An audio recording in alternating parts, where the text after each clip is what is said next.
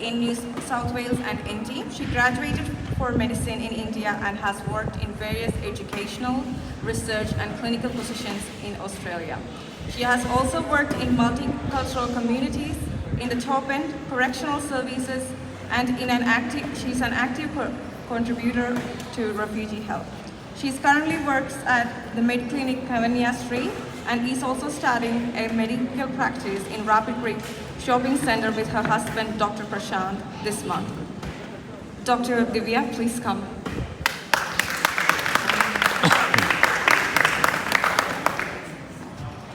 Thank you so much for those kind words. Very good evening to one and all of you gathered here.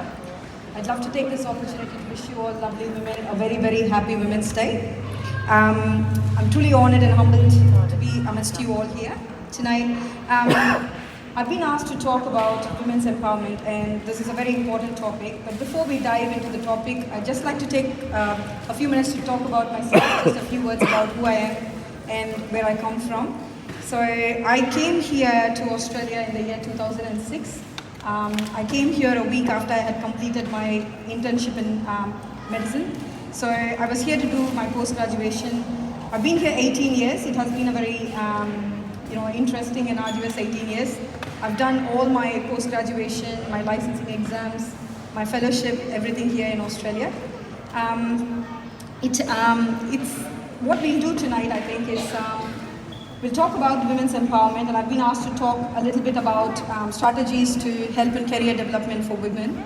I'll talk a few little snippets of my personal life experiences that I have gathered over the years, which I'm hoping in some way or the other might help you all as well. Okay? So why is women's empowerment so important here? Now before I talk about this, I just wanted to tell you a little bit about my childhood as well. I've said this before, but I come from a household where I have a very highly educated father, and he married my mom, who was 18, fresh out of high school. She never pursued higher education. She chose not to work. She chose to stay home, look after the 3 kids. So my dad had a very high-profile job in education for the state of Tamil Nadu. Now, I'm not here to praise his laurels and that, but what I'm trying to point out is that he actually came from a very humble background, from simple roots. He came from a very financially not so strong household.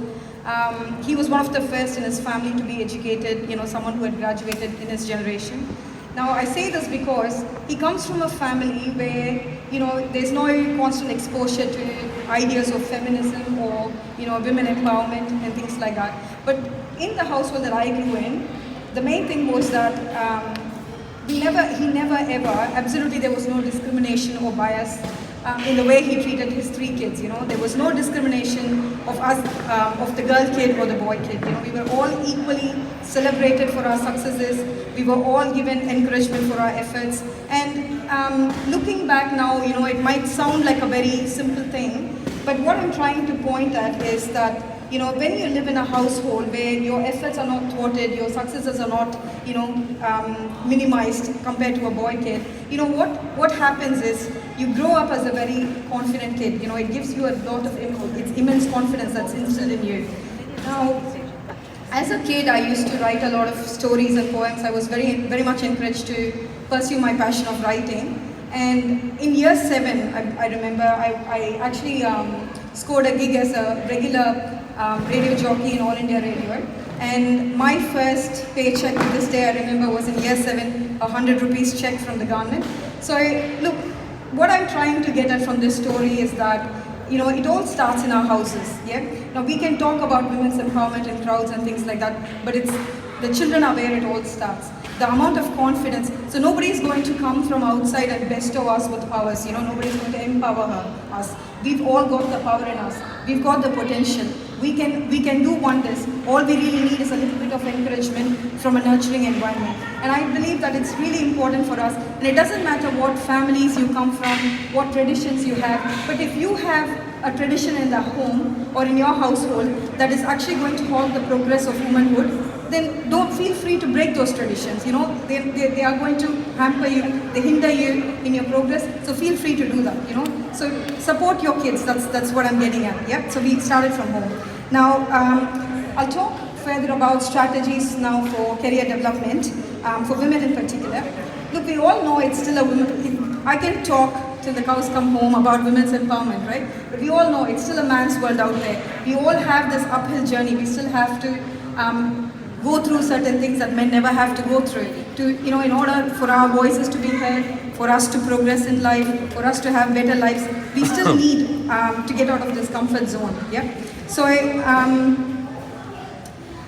I'll talk about a few strategies that I think is important, and some of these strategies I think have worked really well for me in my personal life. Okay, the first strategy that I would say is, as women, we need to know what we want. Yeah, you need to set your goals. You need to realize what your goals are.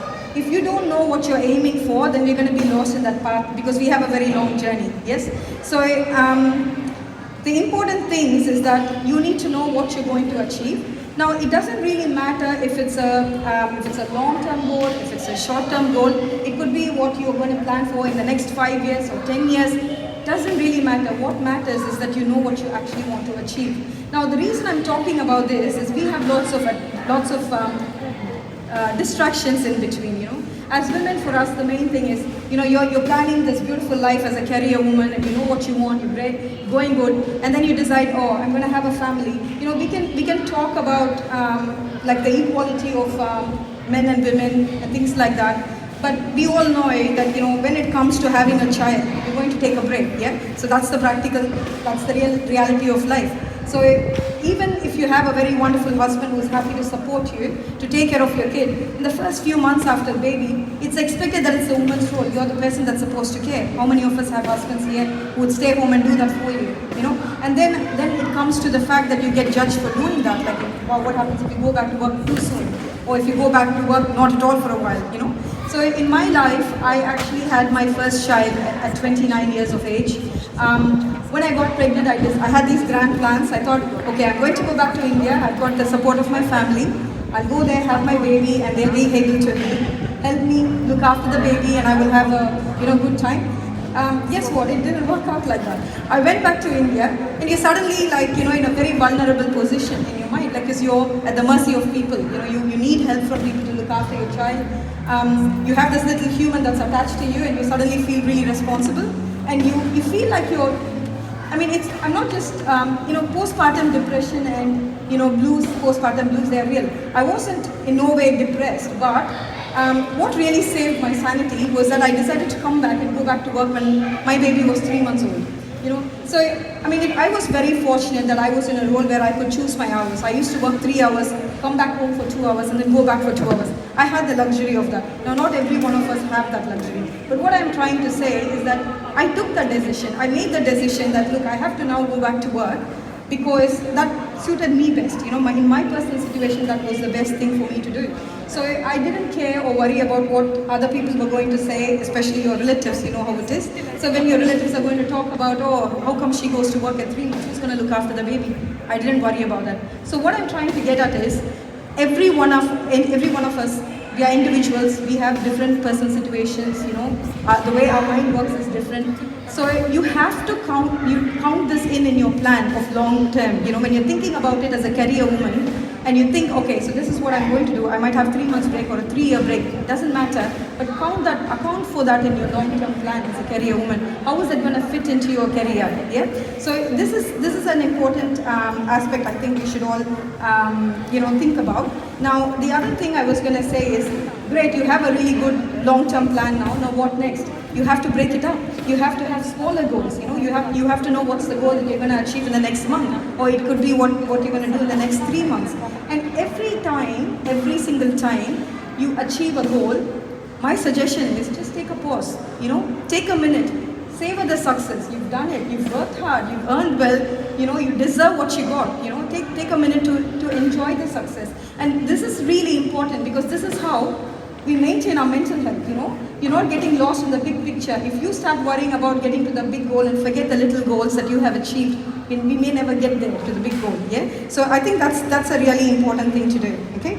Now the next strategy. So the first strategy is for us to all set goals. So great, we've set our goals. What next? Growing your network. Now this is something some people actually find it very challenging, because especially if you're a shy person, you're an introvert, and you think, Here she goes. Get going, talk to people, grow your network. How am I going to do that? How am I going to get out of that comfort zone, Look, it's not as simple as it sounds. Yes, it does take effort. But growing network is not just about chatting to people and, what we really need to do is you find a group of people, like-minded colleagues maybe, it could be friends. Well, this is a great platform. We're here tonight. We've got lovely people here. Talk to each other, get to know each other, appreciate each other. So what happens is growing your network, and it's not going to happen just sitting at home. You can't grow your network sitting at home going, I want to grow, I know this next strategy, I can't pick that box off. What you need to do is you might need to get some help from your family or a friend. You might want to ask them and say, look, you might have to mind my kid while I go to this place and listen to this talk or have a bit of a networking thing happening. Sometimes you just need to take the help, yeah? So, you know what they say? They say that the success of every great woman, behind the success of every great woman, is another great woman. Okay? So you might have to just find a very inspiring mentor. You may maybe even have to go and talk to them and ask for their help or guidance. It doesn't really matter, we have to get out of this. So another thing I was going to say, and this is a practical thing, okay? Now when I came here in 2006, I came here as an international student. I don't know how many of you actually came here as international students, but for those of us who have, we know how it can be very hard because you're juggling a lot of things, and you've just come to a new country, you're trying to make a living, you're trying to also, study full time.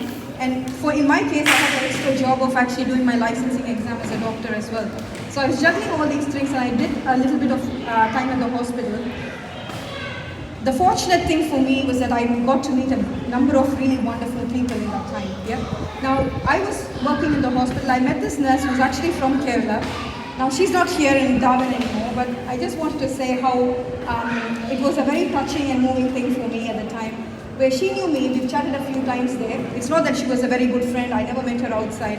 One day, she just decides to come up to me and says, look, Divya, I know how hard you study, and I know you're doing this and you're doing your licensing exams and everything else. Feel free to come and ask me for help. If you need a bit of money to, help you do the exams or whatever, I'm happy to loan you, but if you just wanted to talk, I'm here. It feels like a very small thing, but coming from, that's the true spirit of sisterhood. That's where they come in. They come in, somebody says those words to you, I didn't need the help. It's not about needing the help. But when someone is telling you that you've got someone in your back, like cheering you on, that is a big thing. It instills a lot of confidence in us. And that's a really important thing. Yeah. So I was thinking here that, building up network and stuff, two things. Yeah. So one, we need to have our good values. And I've said this before as well. For us to build values, you might be a good reader, read good books, read motivation books, great. If that's not your thing, too boring, watch a video, watch a motivational video, or seek out, go for talks, talk to inspiring people. Build on your values, and be genuine. And this is what I would say, and this is sometimes a hard thing for us as women, often you see someone, it might be a little thing, you see someone that's always punctual, or you see someone wearing a really nice dress. Get out of your comfort zone, go to them and say, look, I appreciate that. You're doing so good. You've come on time and such a great thing. Or you just say, you look nice today. You're inspiring confidence in these people by doing that. You're making yourself happy and you're making the other person happy as well. And this is the true spirit of sisterhood. You're cheering us on. You're encouraging each other and we keep pushing each other on. Okay? So the other thing I would normally say is that we all have those relatives, I come from India and we always have those relatives. I'm not talking necessarily about your in-laws or any specific relative. You might have one aunt in the house or a neighborhood auntie that always tries to find, the dark lining in your silver cloud. Yeah? See, they always find the problem. They always talk about the fault. Just enough to shake your confidence down, just to shake you, especially in your vulnerable times. You know what I say, we're never going to be able to change those aunties, okay? We're never going to be able to change those people. But my suggestion is, make sure you don't become that auntie. You don't be that girl who talks trash about another girl, yeah? Your colleague is doing a spectacular job. Be the person who wouldn't say, oh, she's done such a good job at work. Maybe she's not a great mother. Don't be that girl, just cheer each other on. And I know these sound like little things, but this is how you build a good network. When you have good thoughts and when you're doing good actions and you're genuine, you who would attract good people. Yeah, that's what I believe anyway. Okay, so we've done all of this. We've done great. We've done our establishing goals. We've got a great team on board. We've got this beautiful network. What next? Okay, now this strategies is okay. So yeah, just sidetracking there. But anyway, so what I was going to say, the other thing I was going to say is, let's say sometimes you wish your husband was more helpful. You think, oh, I wish he just did this thing better, Well, if you can't change it, again, don't fret about it. But teach your son that. Teach your son what makes a good husband. Hopefully, your next generation, your son would be that good husband, the one that you thought would be. And you can be that better mother-in-law that you wanted your mother-in-law to be. Okay? Alright. Okay, now moving on. Okay, now you've got all this going great. Okay, what's the next strategy? Be a risk taker, and you wouldn't then think, oh gosh, what's she talking about, taking risks? Yes, we have to take risks sometimes, The fear of failure is what brings us down most of the time, especially for women. We talk about something called confidence gap. I don't know if you've heard of this term. Now, confidence gap is real. It's scientifically proven. Yeah. So what happens is, they say, so I'm just giving you an example. Say that there's a beautiful job that you want to apply to. Yeah. Now, a man who's applying for the job and he's looking at the selection criteria, and there's 10 very strict criteria listed there. He might only be able to tick off 6 of them. He's going to go ahead and apply for the job. What the woman does, well, she's not going to apply for it because she doesn't tick all 10 of them. And this is realistically the problem. We have this confidence gap. We don't need someone else to cheer us on. You have to actually have it in you. You be the queen who is not fearful of taking risks. Yeah. So at the end of the day, what's going to break you is not your failure, but if you never took that step. Okay. So that's the third strategy. Okay. Now we've got this great plan going. We've got a formidable team of women behind us cheering us on, and I've decided I'm going to be that risk taker. I'm going to give it all a red hot go. What next? This is important. Take a moment, pause, self-care. Okay. Now, how many of you here are health professionals or have been in health or wanting to be in health? Can I please see some hands up? Okay, there's a few of us. Okay, so do you know what's common between us health professionals and women? Okay, so we care for people, right? So that's one thing. But you know what's the other important thing? We are very, very poor at self-care. Yeah? So we are so bad at it. We have a saying in medicine. We say, doctors make the worst patients. Yeah? And the saying doesn't end there. It actually says, doctors make the worst patients, only second to nurses. Okay? So you're all on the list here. Alright, so the issue is we have to take a moment. We tell patients, we tell them how it's really important to eat 5 serves of vegetables a day, 3 serves of fruits a day, aim for it. We say that to everyone all the time. But how many times have we paused and did that for ourselves in everyday life? Or we tell people about getting 30 minutes of exercise a day. It's not just important for your physical well-being, it's important for your mental well-being too. So, how many of us actually do that? We really need to make an effort to do these things. And it doesn't stop there. It's not just self-care of bodies, yeah? I'll be finishing it today. So it's also self-care of our minds, like our mental well-being. So, this is going to be a personal thing for you. If it just means 30 minutes of sitting down and prayer works for you, great. Do that for spiritual development. Or if it is just sitting down in meditation or doing some mindfulness exercises, it doesn't really matter. Do the self-care. This is really important. So I think I've sort of listed the strategies that I think is very important to you as a career woman. But remember, being in the career and taking it to the next level, that's not the only thing that's important in life. We need to have a sense of fulfillment in our life. We need to have a fruitful life, yeah? So I really hope that we're all going to be marching towards a better future as women together. And remember, every single one of your educational successes or a success in your workplace, it translates into a success of your household. But every success in the household translates into your success of the community. And that community success is going to get translated into the world success. So very happy Women's Day to you all. And I hope, we aim for a better generation. And hopefully our daughters will be in a much more supported environment where they don't have to worry about being a woman. Okay? Thank you so much.